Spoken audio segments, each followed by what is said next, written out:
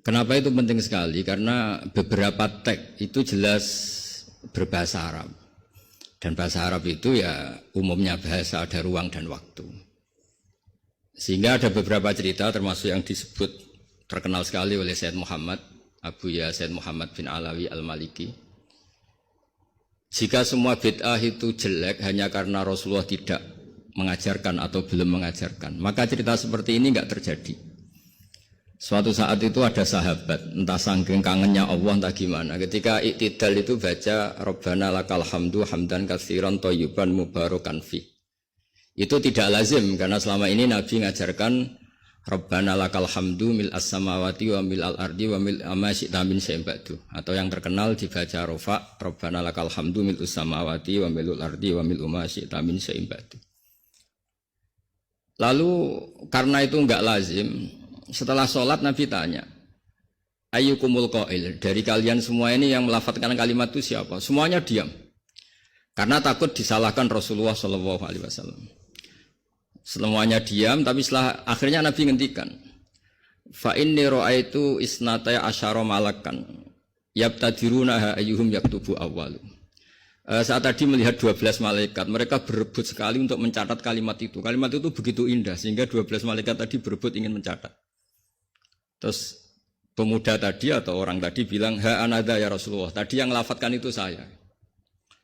Itu tidak ada sabkut ta'lim, tidak ada pengajaran dahulu dari Rasulullah SAW, tapi itu direspon oleh malaikat dan tentu disetujui oleh Rasulullah SAW. Maka ini satu kepastian bahwa tidak semua bid'ah, tidak semua hal yang baru itu dolalah atau sayyi'ah. Begitu juga ada sahabat, dan ini yang ditiru NU seluruh Indonesia. Itu kalau ngimami itu, padahal ini didelegasikan di satu perkampungan oleh Rasulullah. Kalau ngimami itu kulhu terus, selalu baca kulhu Allahu ahad. Akhirnya dikomplain sama makmumnya karena ya kok kulhu terus gitu, kan tidak keren. Apalagi trennya sekarang nyari imam itu kan hafid.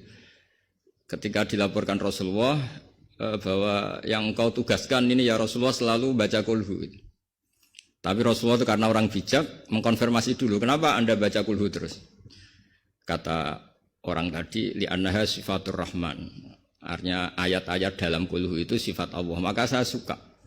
Di situ tidak ada haddun nafsi, tidak ada ayat yang menguntungkan kita, semuanya tentang Allah.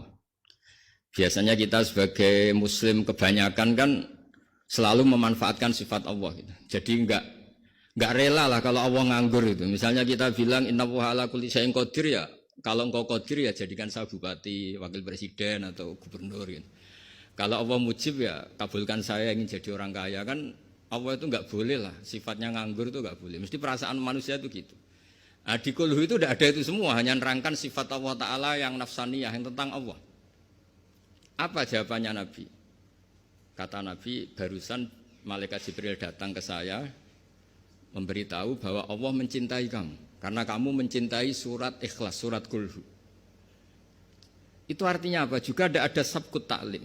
Bahkan terkonfirmasi dulu. Nabi mengiyakan setelah tanya. Nyatanya itu dibenarkan.